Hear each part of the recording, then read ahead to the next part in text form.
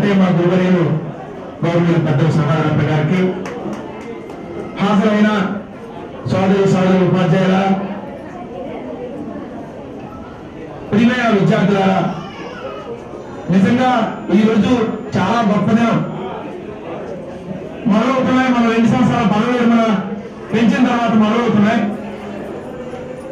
Union ప్రతినిధిగా మేము కూడా చాలా పదవి విరమణ సభలకు హాజరవుతున్నాం. కానీ ఈ వేదిక చాలా గొప్ప వేదిక. నేర్చుకున్న విద్యార్థులచే నిర్వహించబడడం నిజంగా చాలా గొప్పదైనటువంటి సంఘటన. చాలా గొప్ప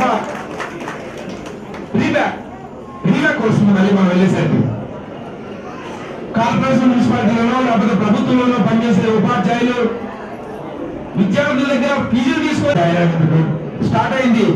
ఉపాధ్యాయ వృత్తులకు వచ్చింది. మా దగ్గరకు వచ్చిన విద్యార్థులు కూడా కనీస అవసరాలు లేని విద్యార్థులు. అలాంటి విద్యార్థులకి తనకు ఉన్నటువంటి జ్ఞాన సంపత్తిని, నాలెడ్జ్ని, టైంని అంతటినీ కేటాయించి ప్రయోజనకరమైనటువంటి విద్యార్థులుగా సుమారు ఒక 35 సంవత్సరాలు ఉపాధ్యాయ వృత్తిలో వారు అద్భుతమైనటువంటి సేవలు అందించారు. కాబట్టి వారి యొక్క సేవా నిరతి, అంకిత భావం, నిబద్ధత ఇవన్నీ ఇప్పుడు ఉపాధ్యాయ వృత్తిలో ఉన్న మా అందరికీ ఆదర్శనీయం.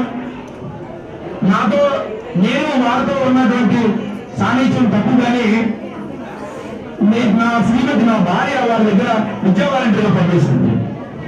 నేను వచ్చినప్పుడు అడిగాను, మరి నేను మాస్టర్ పదవి విరమణ సభకు వెళ్తున్నాను, నాకు ప్రత్యక్షంగా తెలియదు కదా, ఏంటి ప్రత్యేకత చెప్పాను మాస్టర్ కొంచెం.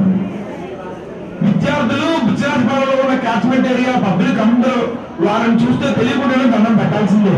ప్రజలు కూడా చుట్టుపక్కల ప్రజలు కూడా శేషకుమార్ మాస్టర్ గారు అంటే ఒక గాఢమైనటువంటి అభిమానం ఉన్నటువంటి ఉపాధ్యాయులు.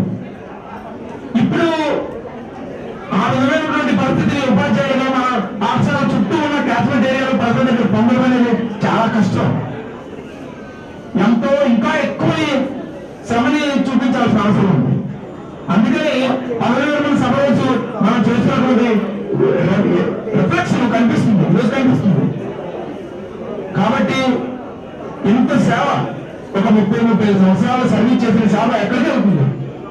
అది మళ్ళీ మనమంటే వస్తుంది అనేది స్పష్టంగా మాస్టర్ గారి జీవితం, ఉపాధ్యాయుల జీవితం చూస్తే మనకు స్పష్టంగా కనిపిస్తుంది సార్.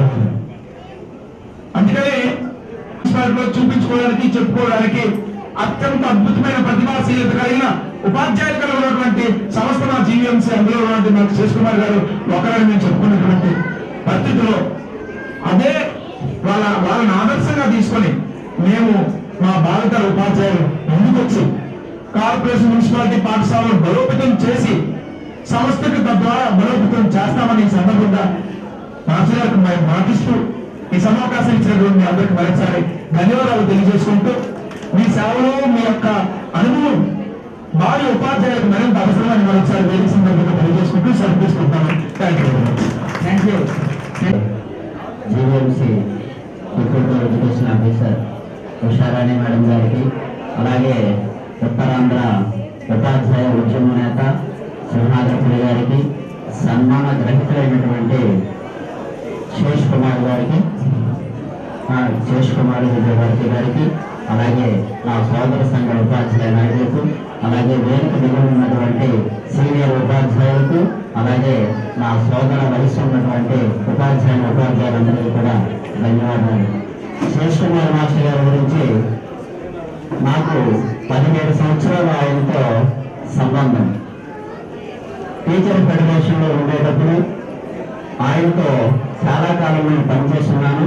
అదేవిధంగా శేషకుమార్ మాస్టర్ గారు నేను కలిపి ఆయన హై స్కూల్ ఫెడరేషన్లో ఎక్కువగా కాలం పనిచేశారు. కాబట్టి ఆయన సర్వీసులు కూడా పదవి విరమణ తర్వాత కూడా అదేవిధంగా ఆంధ్రప్రదేశ్ టీచర్ ఫెడరేషన్ ఆయన సేవలు అందిస్తారని మరొకసారి తెలియజేస్తూ, వాళ్ళు పదవి విరమణ తర్వాత తన శాశ్వత జీవితాన్ని ఆయన ఆరోగ్యాలతో ఉండాలని మనస్ఫూర్తిగా కోరుకుంటూ అవకాశం ఇచ్చినటువంటి శేష్ మాస్టర్ గారు పదవి విరమణ సందర్భంగా నాకు అవకాశం ఇచ్చినందుకు ఎంతో ధన్యుడను. ఎందుచేతంటే ఒక మంచి వ్యక్తి గురించి 10 మందిలో మాట్లాడే అవకాశం నాకు దక్కింది. అయితే ముందుగా ఈ వేదిక పైనటువంటి ఉపాధ్యాయులు కుటుంబులైనటువంటి మన మాస్టర్ గారికి, అదేవిధంగా మన ఉపాధ్యాయ ఖ్యాతిని నలుగురు చాపినటువంటి అన్నమ్మ గారికి, అలాగే మన డిప్యూటీ మేడం గారికి కూడా నా యొక్క నమస్కారాన్ని తెలియజేస్తూ మాస్టర్ గారి గురించి 2 నిమిషాలు నేను మాట్లాడతాను. నేను గమనించింది ఏంటంటే, బనారస్ హిందూ యూనివర్సిటీ నుంచి డాక్టర్ సర్వేపల్లి రాధాకృష్ణ గారు ట్రాన్స్ఫర్ అయి వెళ్తున్నప్పుడు ఆనాటి పీజీ చేసినటువంటి ఆయన శిష్యులు యూనివర్సిటీలో చదువుతున్నటువంటి విద్యార్థులు అందరికీ ఈ అవకాశం ఇచ్చినటువంటి వేదిక గురించి నమస్కారం. చాలా తక్కువ కాలం పనిచేశాం, కేవలం 3 సంవత్సరాలే. కానీ ఏంటంటే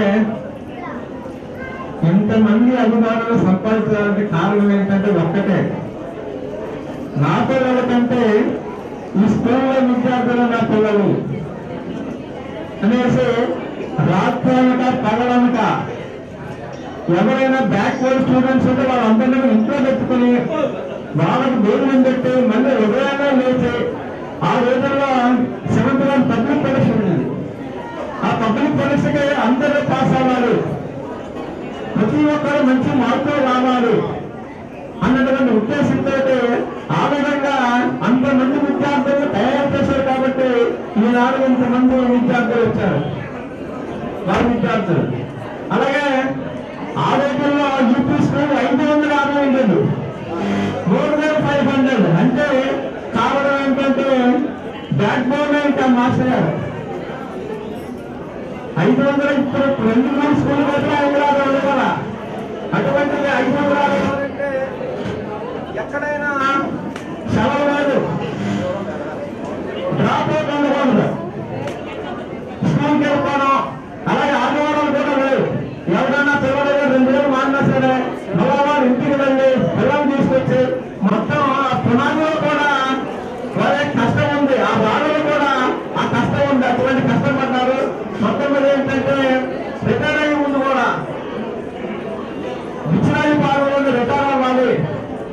అలాగే ఈ బిచ్చిరాజపాలెంలోనే మంచి అక్కడి ఉపాధ్యాయులకు కానీ విద్యార్థులకు కానీ మంచి సేవ అందించాలి. అలాగే వారితో ఆ స్కూల్లోనే రిటైర్ అవ్వాలి. అదేవిధంగా అన్నమ్మ గారి సంక్షేమంలో రిటైర్ అవ్వాలి. వారి అద్భుతమైన రిటైర్ అవ్వాలన్నటువంటి ఉద్దేశంతో మళ్ళా ఈ స్కూల్కి వచ్చారు. Thank you sir, thank you. Annamma గారికి 4 కొడుకులు అన్నారు. ఆమె జన్మనిచ్చిన వాళ్ళు 3 కొడుకులను ఆమె పెంచుకున్నారు.